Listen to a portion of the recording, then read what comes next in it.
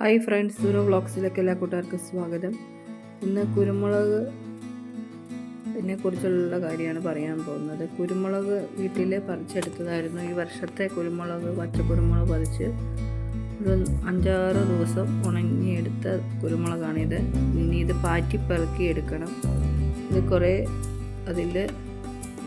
അതിൻ്റെ തൊത്തെല്ലാം മാറ്റി പാറ്റി പെറുക്കി ഇനി നമ്മൾ വേർതിരിച്ചെടുക്കണം.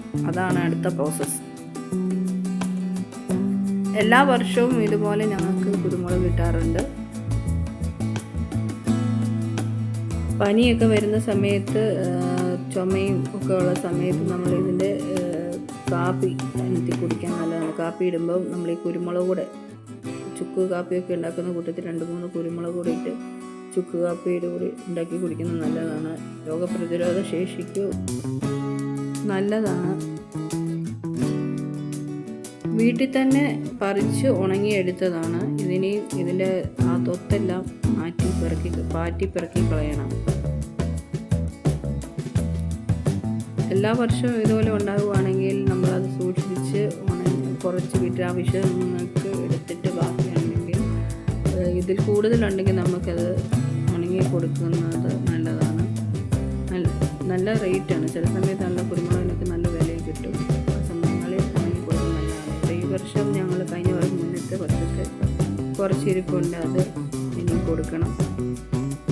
കഴുകി വൃത്തിയാക്കി എടുത്ത ശേഷം പായിലോ ഷീറ്റിലോ കുരുമുളക് നിരത്തിയിട്ട് ഉണങ്ങാവുന്നതാണ്.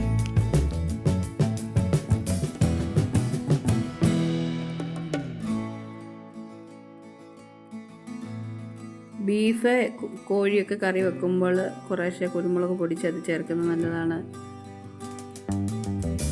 തന്നെ മീൻ ഫ്രൈ ചെയ്യാനും കുരുമുളക് കുറച്ച്, അധികം ഉപയോഗിക്കേണ്ട, കുറച്ചെടുത്ത് പൊടിച്ച് അതിൽ പുരട്ടി ഫ്രൈ ഒക്കെ ചെയ്യുമ്പോൾ നല്ലൊരു ടേസ്റ്റാണ്.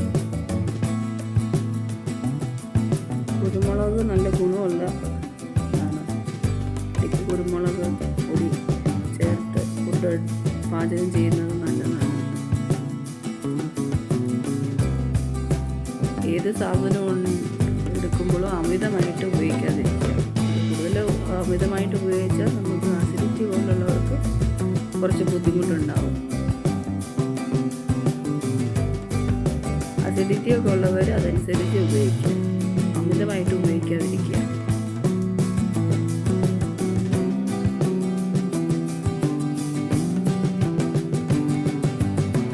അതുപോലെ തന്നെ വീട്ടിൽ നമ്മൾ മഴക്കാലത്ത് വേണം ഇതിൻ്റെ തൈകൾ നടാനായിട്ട്. കുരുമുളക് നമുക്ക് ഈടിയൊക്കെ ഉള്ളവർക്ക് ഈടിയുടെ സൈഡിൽ കൊണ്ട് നട്ടാൽ മതി. അതങ്ങ് പടർന്ന് കയറിക്കോളും.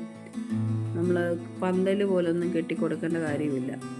ചിലവർ പിന്നെ തെങ്ങിനും ഓരോ മരത്തിൻ്റെ ചോട്ടിലാണ് നടാറുള്ളത്. ഞാനിവിടെ എനിക്ക് മരങ്ങളില്ലാത്തത് കൊണ്ട് ഞാൻ ചെടിയുടെ ഈടിയുടെ സൈഡിൽ ചേർത്ത് നട്ട് ഒരു 4 കൊടിയല്ല, 4 കൊടിയിൽ നിന്ന് കിട്ടുന്നതാണ് വീട്ടിലെ ആവശ്യങ്ങൾക്ക് വേണ്ടി ഞാൻ എടുക്കാറുള്ളത്. ഏറ്റവും നല്ലത് ജൂൺ മാസത്തിൽ നടുന്നതാണ്. ഞാൻ എപ്പോഴും ജൂൺ മാസത്തിൽ മഴ ഉള്ളപ്പോഴാണ് നട്ടാൽ നമുക്ക് വെള്ളം ഒഴിക്കേണ്ട ആവശ്യമില്ല, അത് കിളിക്കുകയും ചെയ്യും. അപ്പം മഴയുള്ള മാസങ്ങളിൽ നമ്മൾ തൈ നടുന്നവർ നടുക. അതുപോലെ തന്നെ അതിന് വളം ചെയ്യുമെന്ന് പറയുമ്പം ഈ വേപ്പിൻ പിണ്ണാക്കും എല്ലുപൊടിയും പിന്നെ ചാണകപ്പൊടിയൊക്കെ ഇടയ്ക്ക് ഇട്ട് കൊടുത്താൽ മതി. കുറ്റിക്കുരുമുളക് തൈ കിട്ടുമെങ്കിൽ അതിലൊരു 4-5 മൂട് മതി കേട്ടോ. വീട്ടിലെ ആവശ്യങ്ങൾ കഴിഞ്ഞ് നമുക്ക് കൊടുക്കാനും. എപ്പോഴും ഉണ്ടാകും അതിൽ. ചില കുരുമുളകൾ എപ്പോഴും നിത്യേന ഉണ്ടാകുന്ന കുരുമുളകുണ്ട്. വീഡിയോസ് കാണുന്ന കൂട്ടുകാർ വീഡിയോസ് ആദ്യം മുതൽ അവസാനം വരെ കണ്ട് സപ്പോർട്ട് ചെയ്യുക. അതുപോലെ തന്നെ നിങ്ങൾ വീഡിയോ കണ്ട ശേഷം നിങ്ങൾ വീഡിയോസ് ഷെയർ ചെയ്ത് സപ്പോർട്ട് ചെയ്യണം. നിങ്ങളുടെ സപ്പോർട്ട് കൊണ്ട് മാത്രമേ മുന്നോട്ട് പോകാൻ പറ്റുള്ളൂ. അപ്പോൾ വ്യത്യസ്തമായിട്ടുള്ള ഇതുപോലുള്ള വീഡിയോയുമായിട്ട് ഞാൻ വീണ്ടും വരും. നിങ്ങളുടെ എല്ലാവരും സപ്പോർട്ട് വേണം. ഓക്കെ.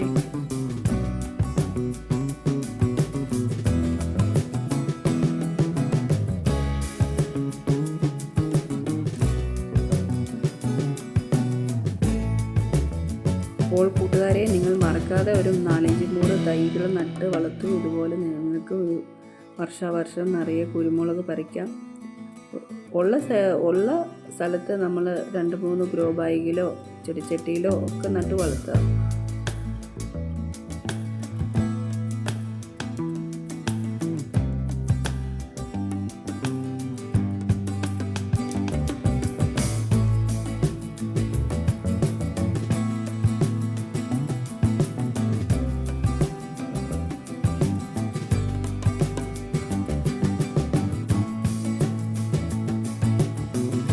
വ്യത്യസ്തമായ വീഡിയോയുമായിട്ട് വീണ്ടും വരാം. അതുവരേക്കും ബൈ ഫ്രണ്ട്സ്.